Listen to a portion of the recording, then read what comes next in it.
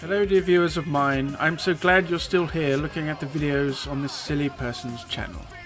Today we'll be looking at a wonderful game that has just been recently released. I know dear sirs and madams, what a prospect. There is such a wealth of great games out there for all of us to enjoy already that I don't usually take too much mind of new releases. This is not to say of course that there are not good games out there, brand new.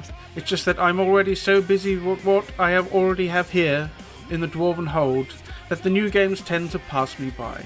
And I am poor and couldn't afford them anyway. And you're jumping on the bandwagon? A little bit. So, the game. The game I talk on this here platform is called Teenage Mutant Ninja Turtles Shredder's Revenge. It was released on the 16th of June, developed by Tribute Games and published by .emu Chimera Games. The reason I've raised up my nose from the Runic Forge is how special this game is to people of my age, and yes, that is indeed old. When I was growing up, in the times before, there was one genre of video games that I held dear to my heart, and that genre was the scrolling beat-em-up. Games like Golden Axe, Streets of Rage, Turtles in Time, Final Fight et al. All were wonderful experiences playing both on home console, microcomputer and blessed arcades. I will need to talk properly about the arcades one day. What a joy they were. Another thing I was very much into as a nipper was Teenage Mutant Ninja Turtles, or Hero Turtles as they were called in the UK. I remember watching the series, playing all the games, collecting the figures and watching the films. We were certainly enthralled, but it was a good time had by all.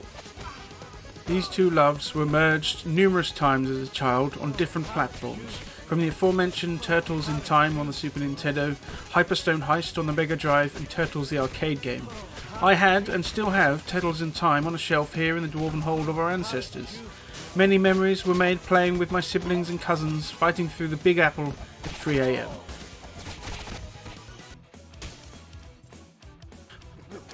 As you can imagine then, when I heard there was going to be a new Turtles scrolling beat-em-up in the old school style, I was most excited.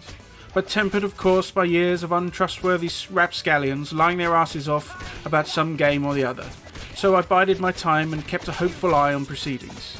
The latest gameplay videos seemed to suggest something special was manifesting within this title, so with the announcement of Casey Jones, I took the dive and bought the game on day one.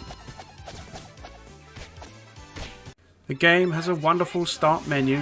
You've got the story mode should you wish to play the story, the arcade mode where you have limited saves and continues, how to play mode which shows you how to play, which is very nice.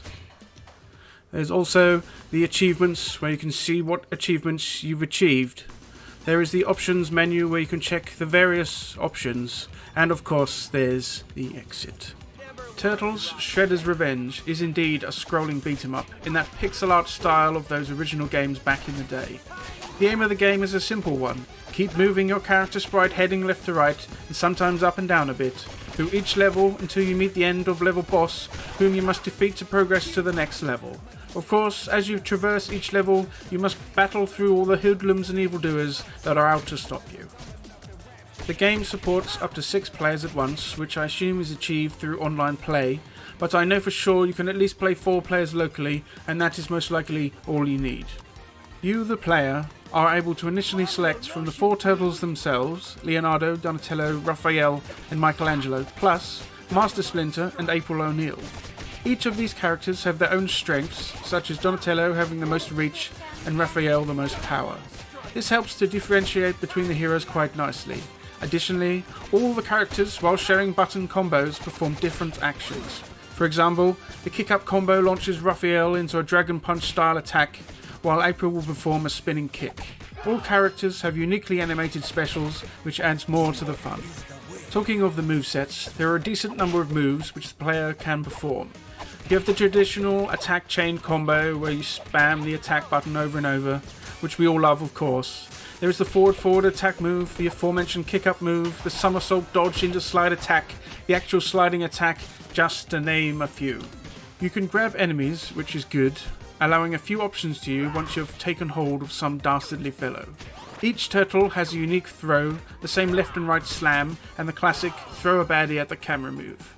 Though I usually like a bit more from grapples, this is plenty enough with all the other moves that are available to you. A key feature of gameplay is the power meter, which players fill up by attacking enemies while avoiding damage. A full bar can be achieved instantly if the player is able to perform a taunt without taking damage. This power meter allows you to use the special, crazy area of effects special move that will do a lot of damage to anything in range. This gives a crescendo to the mad combos and juggles you can perform through the implementation of each character's moveset. There is a leveling system in a sense, with the players gaining levels through acquiring points from playing levels, challenges and random pickups in game. It is a simple system but adds a little bit of flavour and a reason to try and complete the game with every character. Through this system, which is set on a per character basis, not the player, you can unlock extra special moves, lives and more power levels, allowing you to use your special moves more often. The evil baddies lined against our faithful heroes are a who's who of turtle villainry. From the classic foot soldiers of varying colours of the rainbow, to the rat catchers, pizza monsters, rock soldiers and everything else you might hope to find in a Turtles game. Then there are the bosses themselves.